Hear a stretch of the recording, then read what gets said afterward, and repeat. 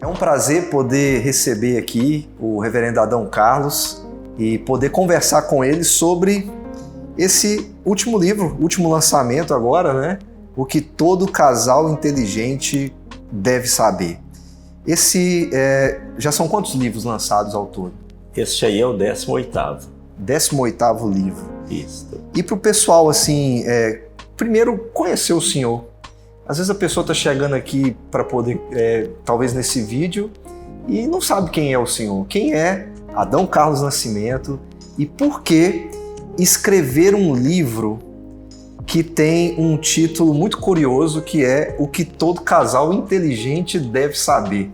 Adão Carlos Nascimento, pastor presbiteriano jubilado, 45 anos de pastorado, sendo que destes 45 anos eu fiquei 13 anos como professor e diretor do Seminário Presbiteriano de Campinas e atualmente, além de pastor jubilado, eu sou pastor emérito da Primeira Igreja Presbiteriana de Governador Valadares, sou professor na Escola Dominical e sou professor no Seminário Presbiteriano de Belo Horizonte. E por que desse título? Às vezes a pessoa vai pegar o livro e pensar assim, mas que curioso, o que todo casal inteligente deve saber. De onde veio a inspiração para o senhor fazer um título como esse? Bom, quanto ao título, você sabe que o título é mais uma forma de chamar a atenção.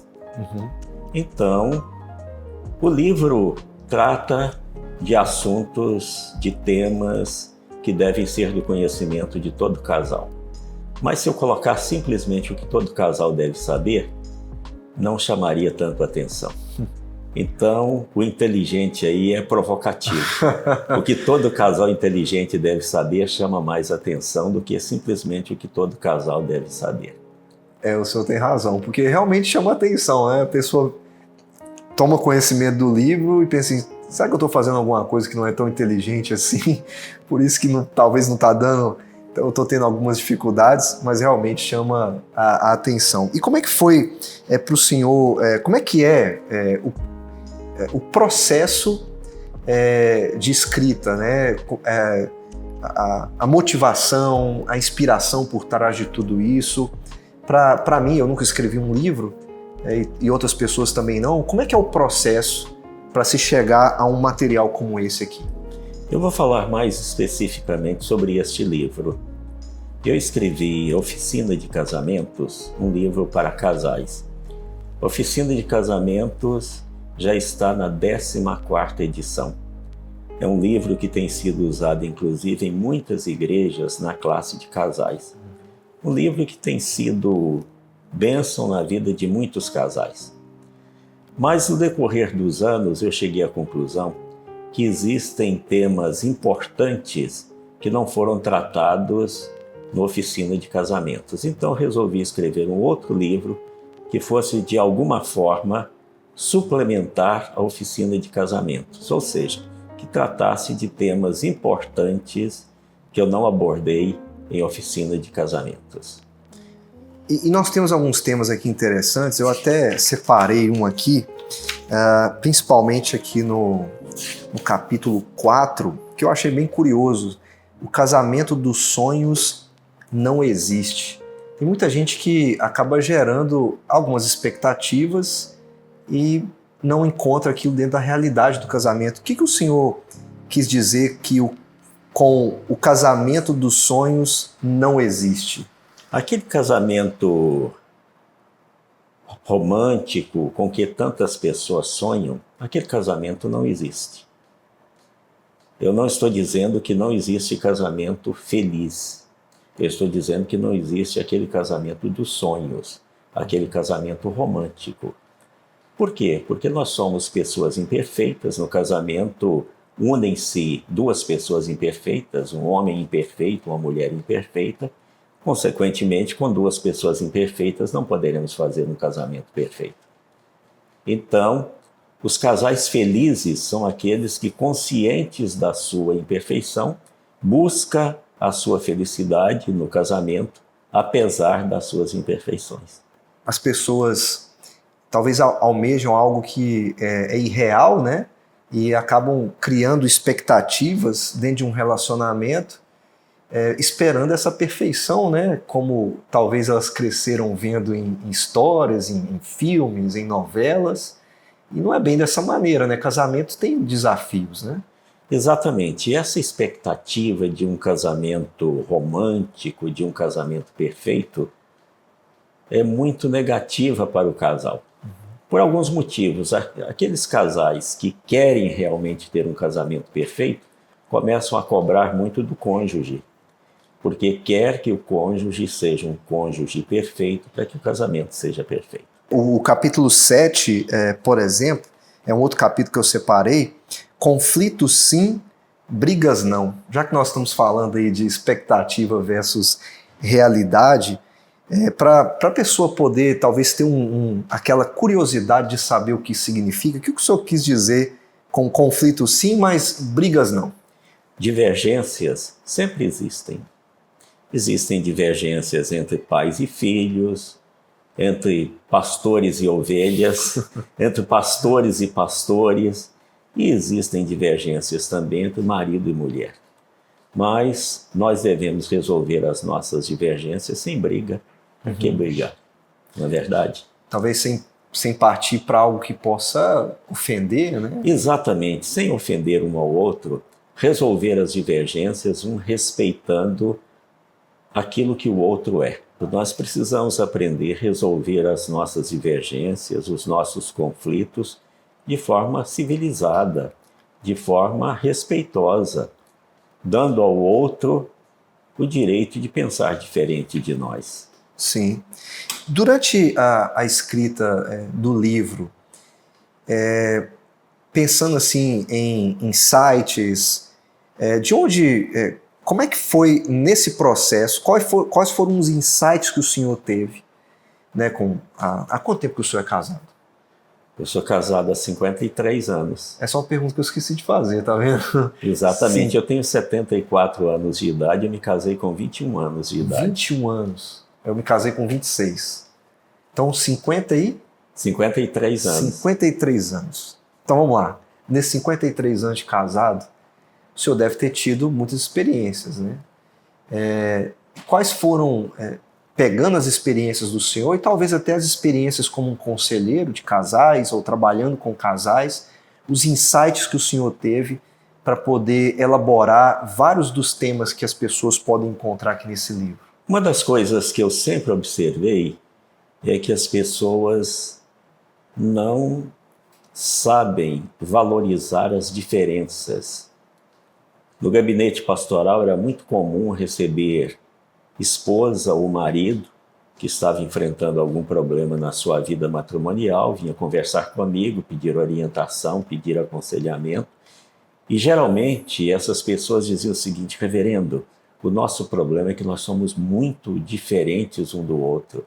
O problema não está na diferença. O problema está na forma de tratar a diferença, ou as diferenças. E mais importante do que isso é entender que as diferenças foram criadas por Deus. Deus criou homem e mulher, dois seres diferentes, que são diferentes não só na anatomia, mas são diferentes também na forma de ser, na forma de encarar o mundo, na forma de encarar a vida. E essas diferenças, elas só enriquecem. Eu vejo, por exemplo, algumas diferenças entre a minha esposa e eu. E essas diferenças, eu poderia até citar aqui alguns exemplos. Eu confio em todo mundo. A coisa mais fácil é alguém me enganar. Se alguém chegar para você e falar que me enganou, não há nenhum mérito nessa pessoa. A minha esposa já é diferente. Se alguém chegar para você e falar que enganou a minha esposa, essa pessoa é muito hábil, porque não é fácil enganar. Então, quantas vezes eu olhava para uma situação e não via o que estava por detrás daquela situação, e a minha esposa via e me chamava a atenção, falava: olha, por trás disso está isso, isso e aquilo. Então, essa diferença nos ajudou muito. E todas as vezes que eu ouvi a minha esposa, eu me dei bem. E às vezes que eu não ouvi, eu me dei mal. Eu era pastor em Conselheiro Pena, E certo dia um senhor que passou um mês frequentando a nossa igreja, ele apareceu na minha casa, ele me contou que ele era do Paraná, que ele estava em Conselheiro Pena visitando parentes, que ele tinha sido roubado, tinha que voltar para sua terra e não tinha dinheiro para a viagem. Falou que era membro da Igreja Presbiteriana de Foz do Iguaçu e me pediu dinheiro emprestado. E eu falei com a minha esposa sobre o assunto. A minha esposa falou: isso é golpe. Eu falei: não, ele é uma pessoa fiel. Durante todo esse mês ele não perde um trabalho na igreja. Emprestei o dinheiro para ele. Ele pediu que eu lhe desse os dados da minha conta bancária e ele me pagaria. Chegando no Paraná, ele me mandaria o dinheiro. Isso ocorreu há mais de 40 anos. Eu não olhei a minha conta bancária hoje, mas até ontem esse dinheiro não tinha chegado. Há 40 anos ele não chega, né? Pois é. Eu também sou facilmente enganado, eu preciso até tomar cuidado também. Então essas diferenças, quando nós as valorizamos, quando nós as levamos em consideração, elas só enriquecem o casamento.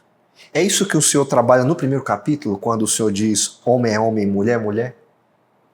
É mais ou menos isso. No primeiro capítulo eu procuro mostrar quais são as qualidades específicas, características do homem e quais são as características da mulher. Por exemplo, a mulher tem muito mais facilidade nas relações sociais do que o homem. A sua esposa já conhece a rua toda e você não conhece ainda nem o vizinho do lado. Verdade. Não é verdade? Então é isso que eu procuro mostrar, essas diferenças, e sugerindo que quando nós aproveitamos essas diferenças, isso só enriquece o nosso casamento. E é importante porque hoje a gente vive, não só hoje, esse conflito existe já há muito tempo, conflito entre homens e mulheres, e hoje a gente vive talvez de uma maneira mais forte essa desvalorização do homem e a desvalorização da mulher também, e até uma crise de identidade, né, de muitas pessoas. E aí é importante saber que existem diferenças e como que elas são importantes, né, dentro da criação de Deus. Exato. Por isso é que não dá para casar homem com homem, e nem mulher com mulher. Porque falta essa complementariedade que existe entre homem e mulher. É uma coisa interessante que homem e mulher são diferentes, mas eles são complementares. Um outro capítulo que me chamou a atenção, e talvez isso aqui pode tocar no coração de muita gente, é quando o senhor fala que os filhos não são nossos. Eu lembro de ter ouvido isso da minha mãe quando eu era mais novo. Fala algo do tipo assim: eu estou criando os meus filhos para o Senhor. Né? É isso mesmo? Ou tem algum outro significado quando o Senhor escreve aqui no capítulo 9, os filhos não são nossos? É exatamente esse sentido dado pela sua mãe. Os filhos nos foram dados pelo Senhor para que nós os preparemos para a vida e não para que nós nos agarremos a eles como se eles fossem propriedade nossa. Então nós temos que preparar os nossos filhos para a vida profissional, para a vida matrimonial, para a vida da igreja e principalmente para que eles vivam para a glória de Deus. Isso, eu lembro de ouvir ela falando isso, e eu acho que inclusive o senhor foi pastor na época que minha mãe estava em Conselheiro Pena. Então ela pode ter aprendido isso lá naquela época também. Eu fui pastor da sua mãe. Isso. Inclusive, as primeiras lições de homilética que a sua mãe teve foram dadas por mim. Ela me contou. Ela me procurou e falou que ela gostaria de pregar e eu dei algumas aulas para ela. Então ela provavelmente aprendeu já lá atrás que os filhos não eram dela, né? Exato, exatamente. Isso é muito bom. Eu tento fazer isso com os meus filhos também, pensando de que eles são herança do Senhor, né? Eles são de Deus, e prepará-los para essa vida onde eles vão glorificar a Deus em todas as coisas é um grande desafio. E um desafio que eu tenho, assim, particularmente, a gente vive num mundo muito competitivo, né, de sucesso, você tem que ganhar dinheiro, você tem que fazer isso. preparar os nossos filhos, talvez, para dizer para eles assim: não, isso não é mais importante do que pertencer a Deus e glorificar a Deus. Exatamente, é isso mesmo. Então eu espero que as pessoas, ao lerem esse livro aqui, possam, pelo menos o capítulo 9, né, identificar essa necessidade de enxergar os filhos dessa maneira. Eu vi um outro aqui, capítulo 12, sobre a velhice. E eu participo de um pequeno grupo aqui da igreja que tem muitos idosos. E alguns deles sempre ficam dizendo assim para mim: eu estou aprendendo a ser velho. Esse capítulo 12, a velhice vem aí. O que o Senhor aborda nele de maneira bem assim, breve, para poder aguçar também as pessoas a lerem o capítulo todo, né? Eu quis mostrar que a preparação para a velhice começa cedo. Porque algumas pessoas acham que a gente vai se preparar para a velhice quando a velhice chegar. E a velhice chega de uma hora para outra, né? O tempo passa muito rapidamente. Sim. Então é necessário nos prepararmos antes para a velhice. Eu vou mostrando algumas coisas. Por exemplo, os amigos que nós temos na velhice não são amigos feitos na velhice. São amigos que nós fizemos antes. Na velhice é muito difícil você fazer amigos. Por uma série de motivos que eu cito aí no livro. As pessoas têm dificuldade de locomoção, as pessoas têm dificuldade de comunicação. Então, por isso é difícil fazer amizade na velhice. Então, a gente tem que preparar antes o caminho para a velhice. Se estruturar financeiramente para a velhice, porque na velhice ganhar dinheiro é muito difícil. A velhice é para gastar dinheiro e não para ganhar dinheiro. Então, as pessoas precisam se preparar bem para a velhice. Tem a solidão, né? Tem Solidão, tantas outras coisas, etc. né? Questões de saúde e até uma forma de encarar a velhice. Encarar a velhice com a naturalidade. Eu tenho 74 anos de idade e encaro isso com a maior naturalidade. Eu sei que daqui a pouco eu estou indo embora e eu encaro isso com a maior naturalidade. Eu não sou uma pessoa saudosista, eu sou uma pessoa que dou graças a Deus pelas experiências que eu vivi até hoje, mas eu não fico com saudosismo. Quando eu tinha 20 anos, quando eu tinha 30, quando eu tinha 40 anos. Para mim é importante, hoje eu tenho 74 anos e eu preciso viver como um senhor de 74 anos de idade. E dando graças a Deus por isso. Valorizar a idade, né? Entender a fase que está, né? Exato. O momento em que está. Exatamente. Tem muita gente que acaba não aceitando e se entrega a alguns outros métodos estéticos, né? E acaba não vivendo essa fase da vida, né? Exatamente. A velhice é a sobremesa da vida e ela precisa ser bem aproveitada. Amém. O último capítulo, só para a gente poder finalizar aqui, antes do Senhor dar uma palavra final e incentivar as pessoas a adquirirem o livro, a experimentarem aqui esse conhecimento e aplicar isso na vida. O último, o Senhor fala exatamente sobre a cereja do bolo, que tudo fica melhor quando Jesus está presente. E acaba que tudo termina com a presença de Jesus na vida do casal, né? Este último capítulo é para mostrar a importância da vida espiritual no casamento. Para mostrar que uma vida de comunhão com Deus, uma vida espiritual intensa e frutífera, faz uma diferença muito grande no casamento. Faz uma diferença muito grande na vida do casal. Por isto, este último capítulo ele é também evangelístico. É uma forma de mostrar àqueles que estão lendo o livro que ainda não têm Jesus como Salvador e Senhor, a importância de Jesus na vida e no casamento deles. Aproveitando então que é um capítulo evangelístico, eu gostaria que o senhor desse um recado final para a gente encerrar essa nossa breve conversa. Se Deus permitir, nós teremos outras no futuro. Para casais que podem estar assistindo a gente agora e que possam estar vivendo alguma crise no casamento e como eles podem encontrar essa ajuda no Senhor Jesus Cristo. Crises na vida humana acontecem sempre. Crises no casamento acontecem sempre. O importante é a forma de tratar essas crises. E a melhor forma de tratar essas crises é colocando os problemas que geraram a crise nos pés do Senhor Jesus Cristo. É procurando resolvê-los, buscando, em primeiro lugar, o reino de Deus e a sua justiça, na certeza de que todas as demais coisas nos serão acrescentadas. Ou, em outras palavras, qual a melhor forma de resolver uma crise no casamento, assim como qualquer outro tipo de crise na vida? É resolver de tal maneira que isto vai nos levar a uma comunhão maior com Deus, a um crescimento na nossa vida espiritual. Tudo aquilo que eu faço que me aproxima mais de Deus vai me ajudar a resolver as minhas crises. E tudo aquilo que eu faço que me afasta de Deus só vai aumentar as minhas crises e torná-las mais difíceis de serem resolvidas. Muito obrigado.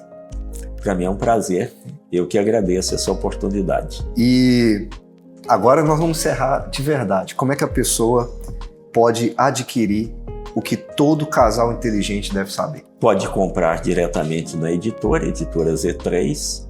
Eu também estou vendendo o livro. Eu não vendia os meus livros, mas depois eu descobri que muitas pessoas querem adquirir o livro e não vão comprar na editora porque a editora cobra o frete do correio.